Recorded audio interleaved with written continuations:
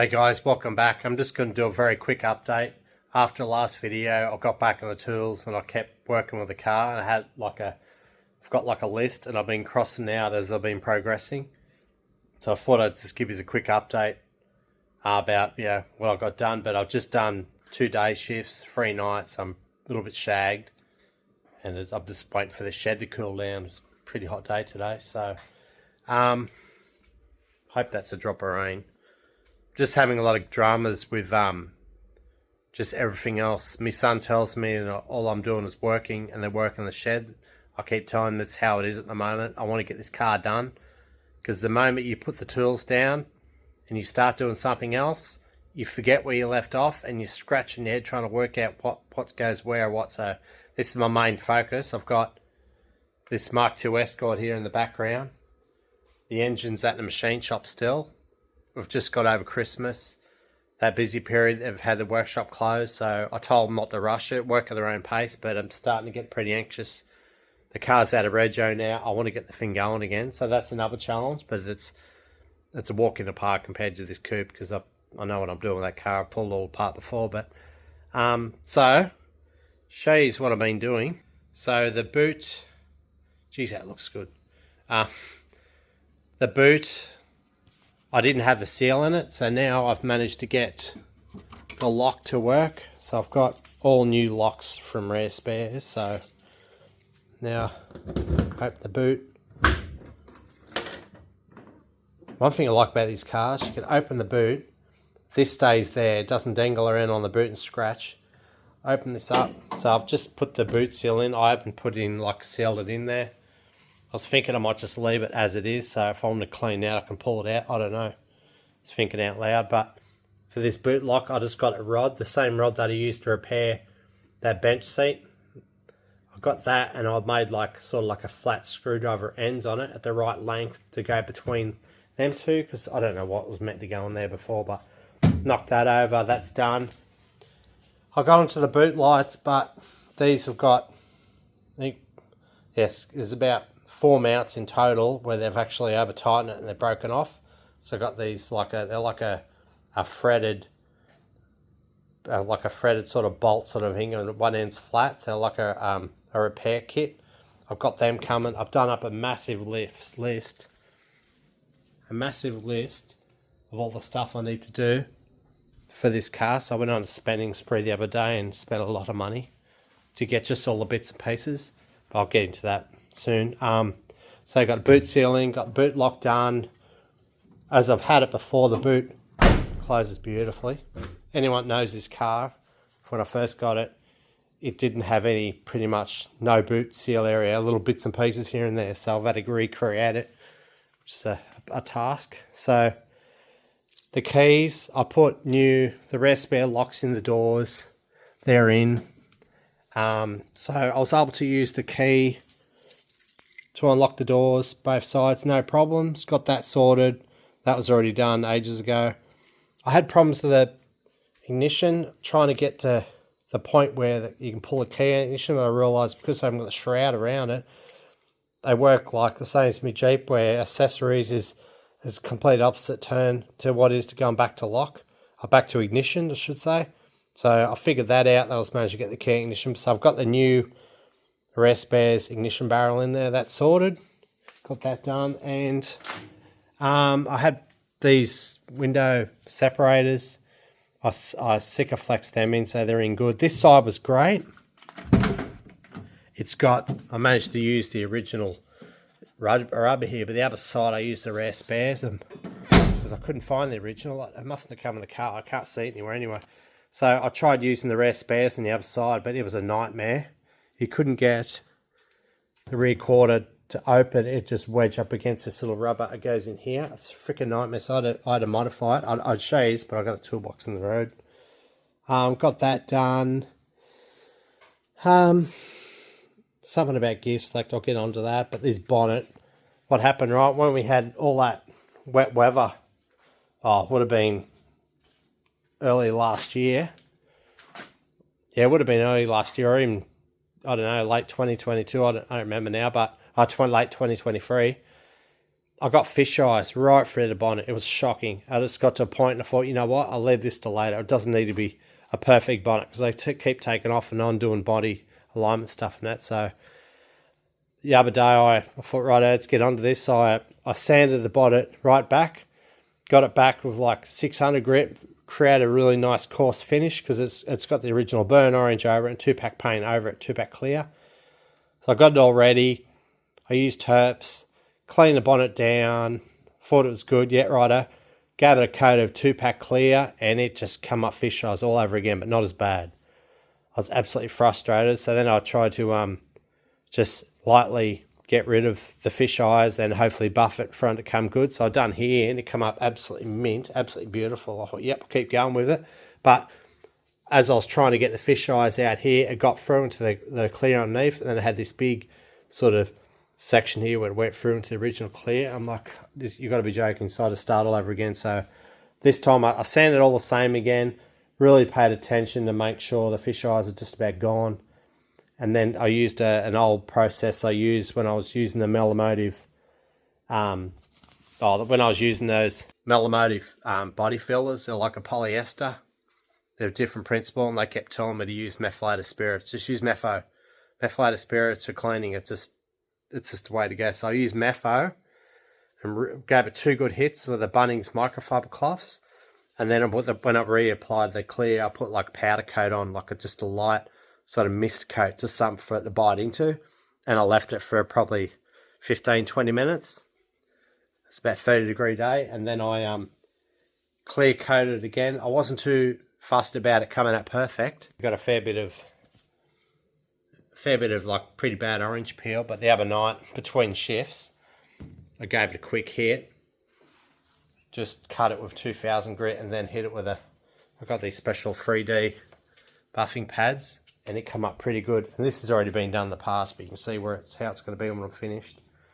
Got a light reflection, but it's absolutely mint. So I'll probably get onto that tomorrow, finish the bonnet off. I've got to get the flutes. I'll probably do them in a satin black. I've got these coming. The upper cowl, I was going to repaint that and I realised it's just got really bad overspray. So I got one section of it and just cut it back. Where is it? It come out like a light orange, but it turns out it's just the overspray. So I just gave it a cut. Might be the other side. I gave it a cut and they gave it a buff and it come up looking exactly the same as the rest of the car, which is good. So I didn't want to repaint it because I'm having problems getting the all the colours to marry up, because I don't remember what primer I used underneath this. It was like a light grey or something. It was a Melomotive branded polyester primer, but yeah, so I've got to buff that, finish the bonnet. I repainted this rear valance. It come out absolutely bloody beautiful. Didn't have any problems with that.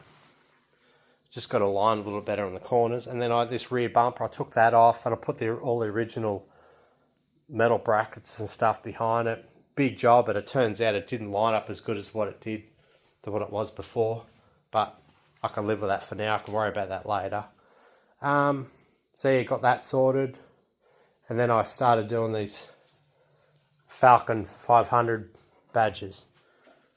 And I didn't really have much to go off because for some unknown reason, I don't understand it. A friend of mine's been following this car for a long time. This car was originally, it's a Ford Falcon 1974, Falcon 500. According to the paperwork, it's a Rally Pack GS Grand Sport, whatever you like to call it. But this was actually a horn car. So the horn car had the lines that go across here over the roof. And I found evidence of it when I took the fuel cap off, and then when I started removing the paint, you could see where the stripes were for the horn decals. They were actually rusted into the metal. So this being a Falcon 500, even if it was a horn car, it didn't have any holes for the Falcon 500. They're not in properly. I've got his clips behind them, but so it didn't have any holes for the Falcon 500. I'm like, I don't understand why. And even the boot lid, it's got no holes underneath for the Ford. I'm like, I don't understand it.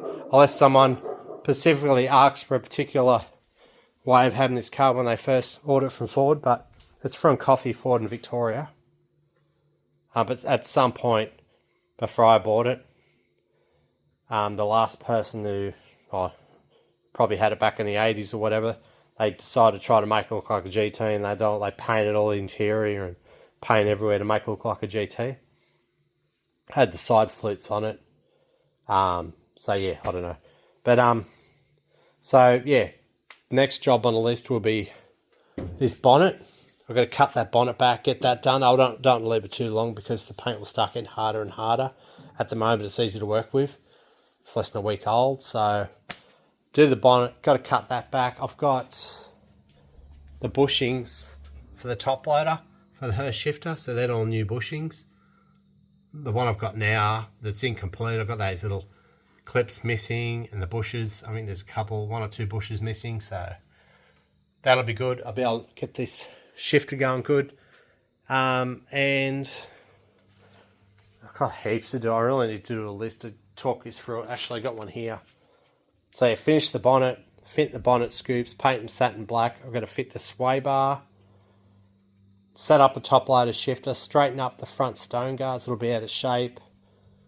Got to refit the front bumper, test fit the radiator. That's another one too, because I've got these radiator mounts, factory ones, and I was going to get the new bushes for them. It's $55 just to get new rubbers for them. But then I measured the width of that compared to the aluminium one that I bought for it. It's way over there. It's a fair bit wider. It's a fair bit wider. I was thinking what I might do is go to Clark Rubber and see if I can just get my own rubber and sort of find a way of making it work, because I'll go out and buy the brand new factory reproduction rubbers, but it doesn't guarantee that it's going to be, it might just be money wasted. I don't know, but got to look into that. I've got to set up the front bonnet lock assembly. I've got all that stuff laying around. And then the interior venting, all the venting and that I've got over here. I've got to set it up. Where are they? All this stuff here. Got to set that up. I was actually going to test out the blower motor with the motor running and make sure, because I had to repair the inner core for the heaters. So if it leaks, I don't really want to have to remove all that stuff again. So I was thinking I might just delay that. So long as I've got something to do with the car and everything doesn't grind to a halt, I should be all right. But yeah, I've just gone out and bought a heap of stuff for it. Like, it's just ridiculous. Like, you know, for the screws, for example, all the screws that I need to get for that wiper motor, they're like, there's one missing, so I've had to buy a complete set because you want them to work. You want them to be good. Then yeah, I've got to get that tail shaft. I have to drop that off. get that sorted. Get that modified so I can, have it so that, have a tail shaft at the back of the gearbox, go into the diff. I'll get that ordered. I don't reckon that'll take long.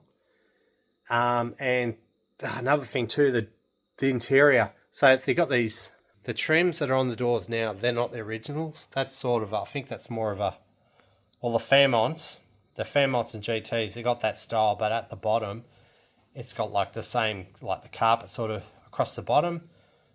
So, but the Falcon 500s, from what I can gather, they've got I've already got the rear door trims in there. I've got to get them out soon, but they've got like the squares. So I was actually going to get my,